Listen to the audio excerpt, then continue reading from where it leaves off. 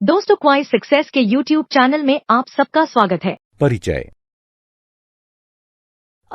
जैसा कि हम पहले चर्चा कर चुके हैं, सभी जीवित प्राणी पोषण की प्रक्रिया द्वारा भोज्य पदार्थ ग्रहण करते हैं, जिनकी सहायता से उन्हें विभिन्न जैविक क्रियाओं के लिए ऊर्जा प्राप्त होती है।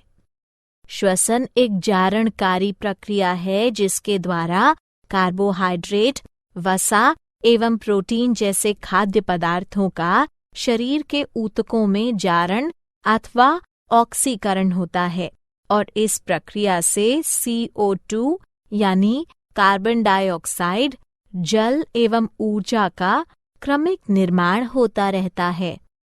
इस प्रकार विमुक्त ऊर्जा अस्थायी रूप से ATP के रूप में संचित होती है। श्वास लेना और श्वसन में बड़ा अंतर है। हम जानते हैं कि श्वास लेना गैसों के सामान्य आदान प्रदान की प्रक्रिया है। हाँ अंकिता, श्वास लेने के दौरान एक संगठित शरीर रचना वातावरण से ऑक्सीजन अंदर खींचती है और फिर कार्बन डाइऑक्साइड गैस बाहर छोड़ती है, जबकि श्वसन वह जटिल प्रक्रिया है जिसमें पचा हुआ भोजन ऑक्सीकरण अथवा जारण के पश्चात शरीर को रासायनिक ऊर्जा देता है। तो आओ इस विषय पर विस्तार से चर्चा करें। उद्देश्य।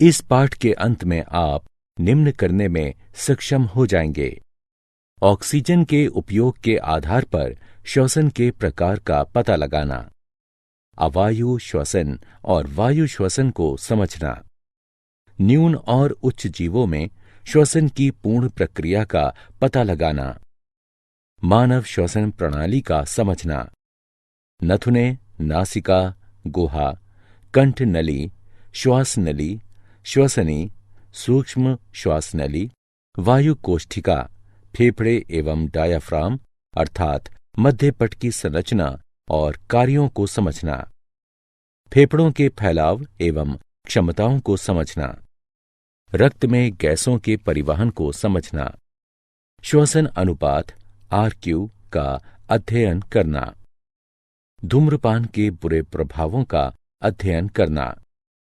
श्वसन के प्रकार। श्वसन दो प्रकार के होते हैं: अवायु श्वसन एवं वायु श्वसन। अवायु श्वसन वह श्वसन है जिसमें श्वसन के लिए ऑक्सीजन की आवश्यकता नहीं पड़ती, जबकि वायु श्वसन में श्वसन के लिए ऑक्सीजन की आवश्यकता पड़ती है। क्या आप जानते हैं कि उच्च जीवों में श्वसन की संपूर्ण प्रक्रिया अर्थात बाह्य श्वसन, आंतरिक श्वसन एवं कोशिकीय श्वसन क्षमता होती है? अवायु श्वसन। जब ऐसी श्वसन प्रक्रिया जिसमें बिना आणविक ऑक्सीजन के उपयोग के ही भोजन का ऑक्सीकरण हो जाता है, तो ऐसे श्वसन को अवायु श्वसन कहा जाता है। अवायु श्वसन के कुछ सामान्य उदाहरण हैं: जीवाणु, खमीर, परजीवी कृमि जैसे त्रिमुख गोल कृमि, फीता कृमि, फैसियोला आदि। सूक्ष्म जीवों में अवायु श्वसन के स्थान पर सामान्यतः किण्वन शब्द का प्रयोग किया जाता है। सूक्ष्म जीवों अथवा उनके एंजाइमों की सहायता से कार्बोहाइड्रेट्स एवं अन्य कार्बनिक यौगिकों का अवायवीय टूटन द्वारा अल्कोहल, कार्बनिक अम्ल, गैस आदि में परिवर्तित होने की प्रक्रिया को किण्वन के रूप में परिभाषित किया जाता है। वायु श्वसन। जब श्वसन के लिए ऑक्सीजन का उपयोग होता है तो इसे वायु श्वसन कहा जाता है। उदाहरण: अधिकांश पेड़ पौधे एवं पशु।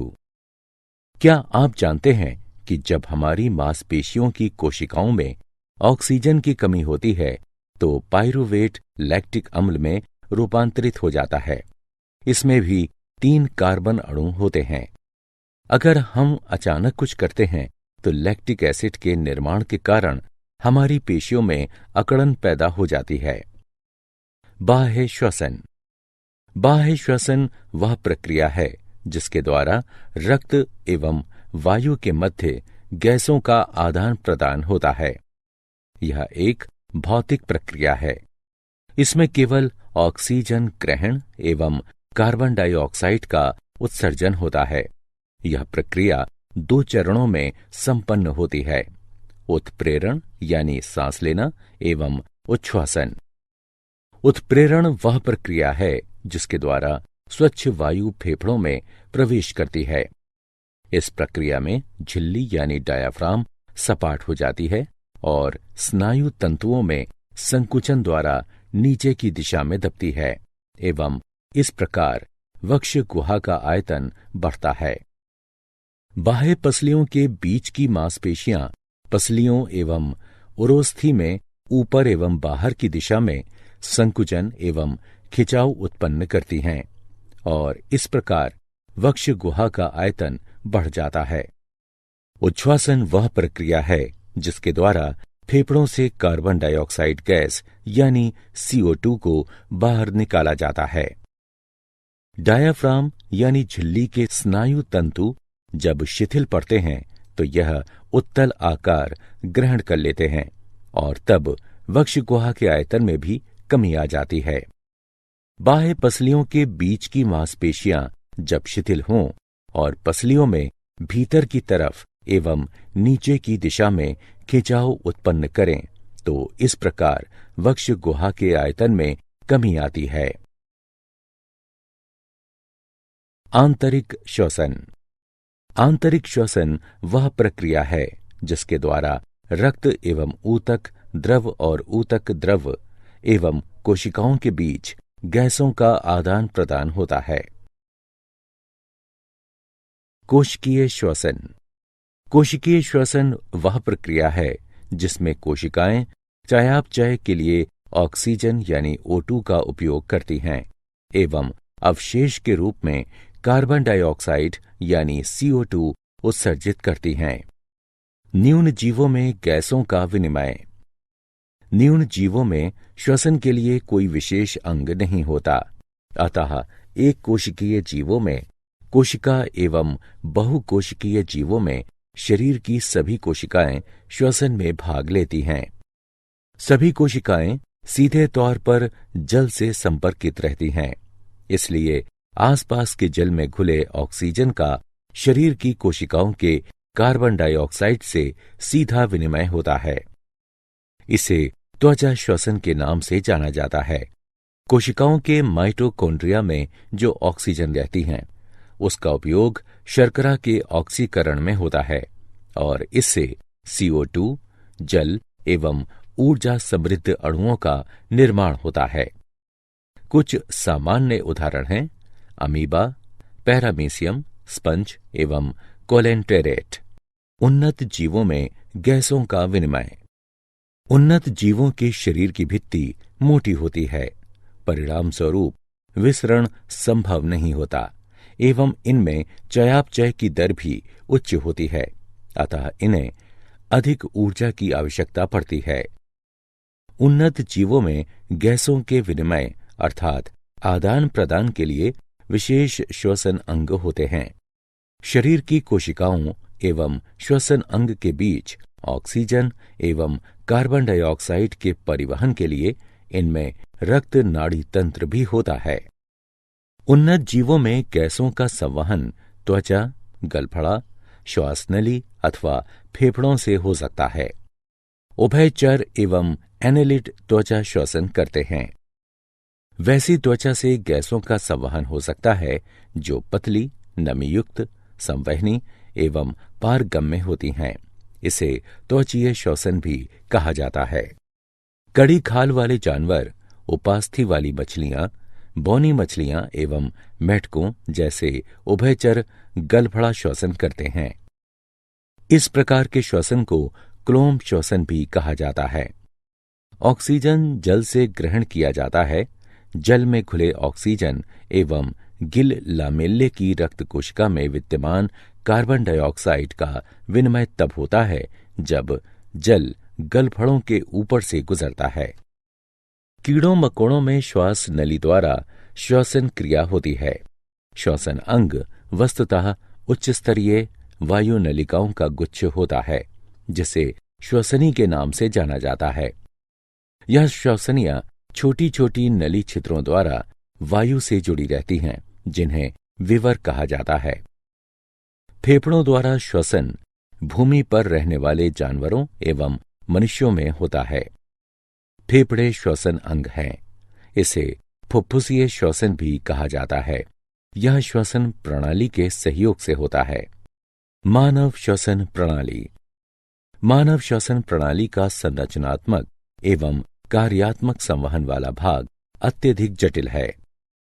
मम्मेलियन श्वसन प्रणाली अर्थात स्तन ग्रंथि से जुड़ी श्वसन प्रणाली में नथुने, नासापट के प्रत्येक ओर एक गुहा, कंठ नली, श्वास नली, श्वसनी, श्वासोप नलिका, वायु कोष्ठिका, फेफड़े, डायाफ्राम, मध्यपट अथवा झिल्ली सम्मिलित हैं।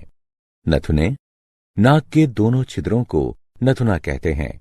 यह संयुक्त रूप से नासिका कक्षों में जाकर खुलती हैं। नासिका रंध्र।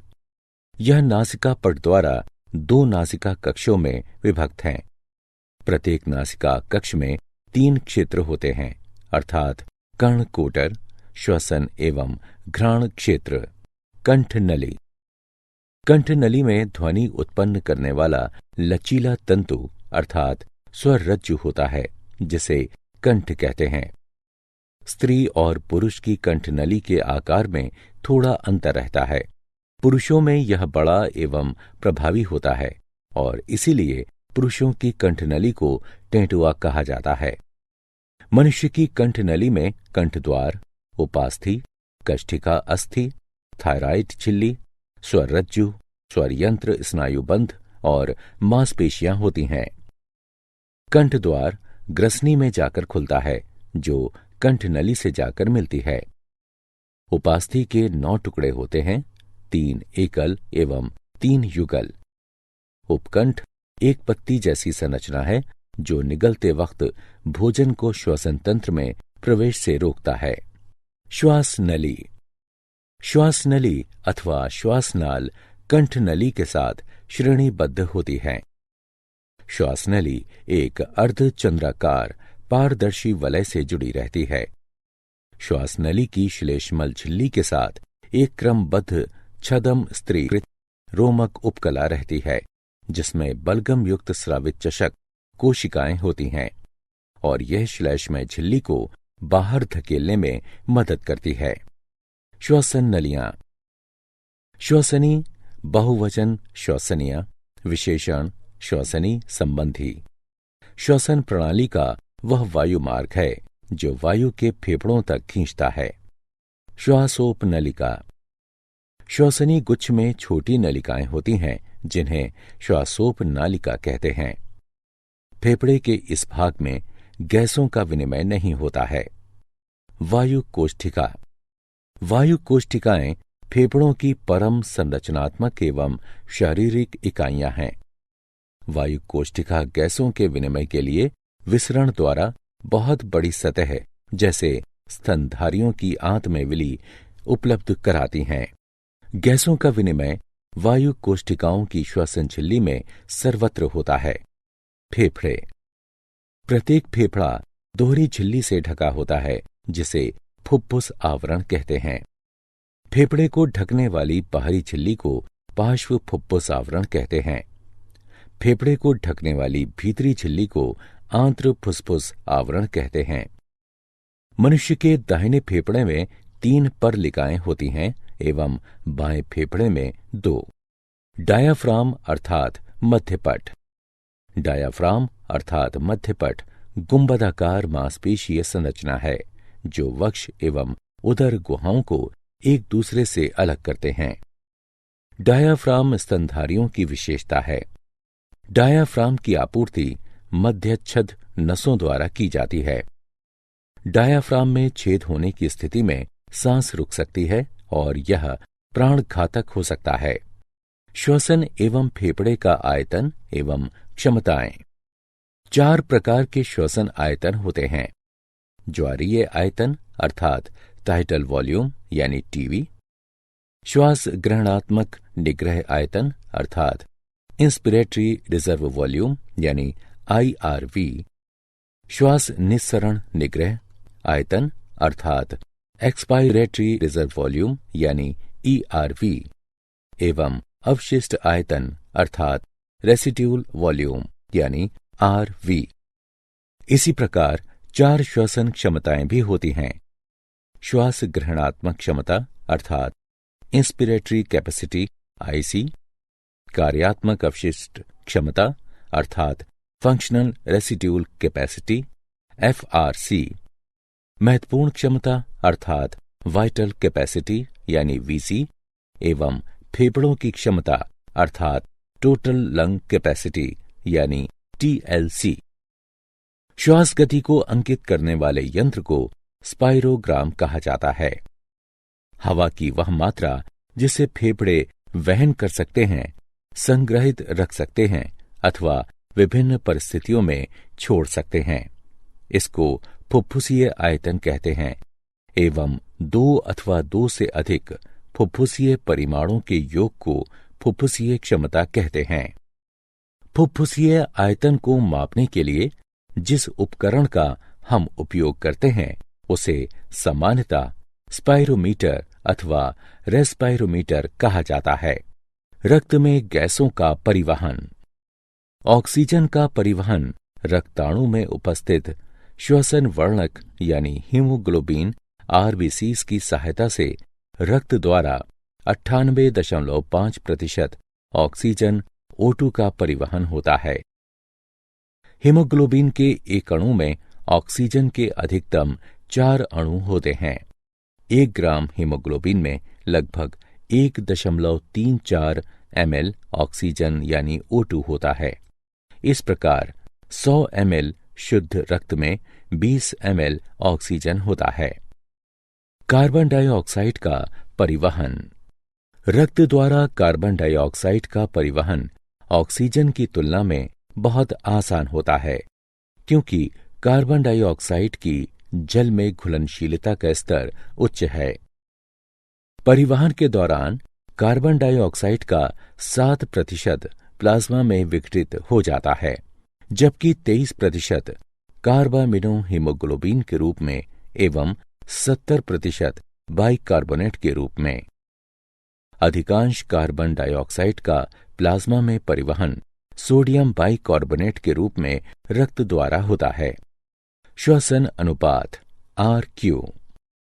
निर्मुक्त किए गए CO2 के आयतन एवं अवशोषित O2 के आयतन के अनुपात को श्वसन अनुपात कहा जाता है।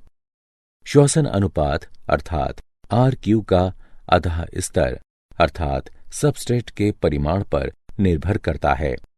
यद्यपि RQ के निर्धारण से हमें श्वसन में उपयोग किए जा रहे सबस्ट्रेट की प्रकृति और चयापचय के प्रकार का पता चलता है।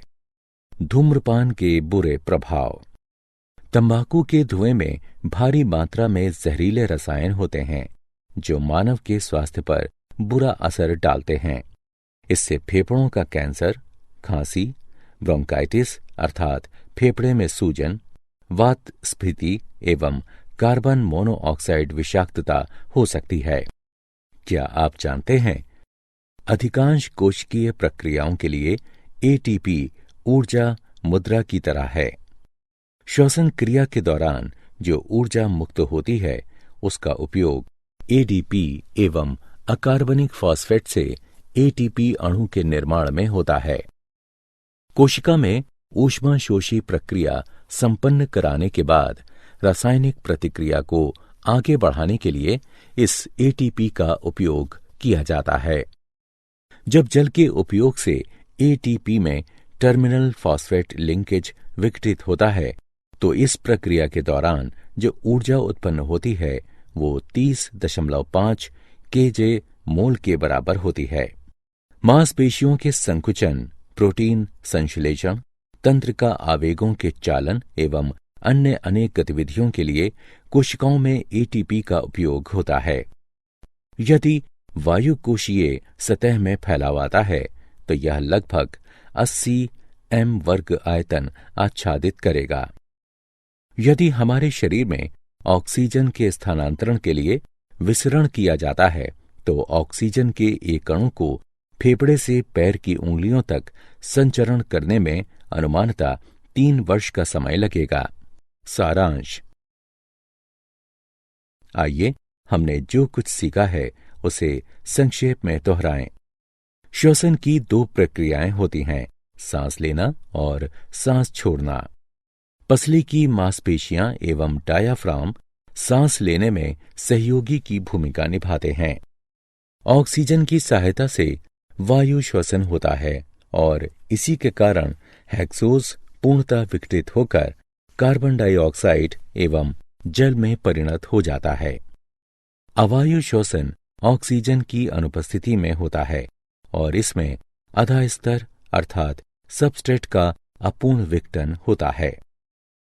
न्यून जीवों में त्वचा श्वसन, जबकि उच्च जीवों में श्वसन के लिए विशेष श्वसन अंग होते हैं, जैसे एनालिड में त्वचा, कीटों में श्वास नलिये, उभयचरों में फेफड़े एवं त्वचा, कड़े खोल वाले जानवरों अर्थात क्रस्टेशियनों एवं मछलियों में गलफड़ा और स्तनपायियों पक्षियों एवं सरीसृपों में फेफड़े। मानव की श्वसन प्रणाली का गठन नासिका छिद्रों, नासिका कक्ष, कंठद्वार, श्वास नली, श्वसनी एवं फेफड़ों के अंदर ब्रोंकियल इंटरकॉम के मिलने से होता है। दोस्तों, आपका क्वाइज सक्सेस में स्वागत है। अब बिना समझे रट्टा मारने की कोई जरूरत नहीं। हम लेकर आए हैं पढ़ाई का एक नया तरीका, जहां 3D animated videos, AI powered test series और ई बुक्स में MCQs और माइंड मैप्स का परफेक्ट कॉम्बिनेशन मिलता है। क्लास 8 से 10 के स्टूडेंट्स के लिए फाउंडेशन कोर्स और क्लास 11 और 12 के स्टूडेंट्स के लिए सक्सेस ब्लूप्रिंट कोर्स, ये सब IIT और IIM अलुमनी के सहयोग से तैयार किया गया है, ताकि आपको मिले सबसे भरोसेमंद और रियल एग्जाम एक्सपीरियंस के साथ कॉन्फिडेंस बूस्ट। चाहे इंजीनियरिंग एंट्रेंस हो, मेडिकल एंट्रेंस हो या कोई भी कम्पिटिटिव एग्जाम, अब सक्सेस आपकी मुट्ठी में है। हजारों स्टूडेंट्स पहले ही जुड़ चुके हैं, अब आपकी बारी है। पढ़ो अपने घर से, अपने समय के अनुसार, अपनी सुविधा से। बस QR कोड स्कैन करो और क्वाइज सक्सेस मोबाइल ऐप अभी मुफ्त में डाउनलोड करो। मॉक टेस्ट्स दो, प्रैक्टिस करो और अपने मार्क्स में फर्क देखो। और हाँ, हमारे YouTube चैनल क्वाइज सक्सेस पर रोज देखो नए वीडियो कोर्सेज के लिए। चैनल को सब्सक्राइब करो और अपने दोस्तों को भी जरूर बताओ। धन्यवाद।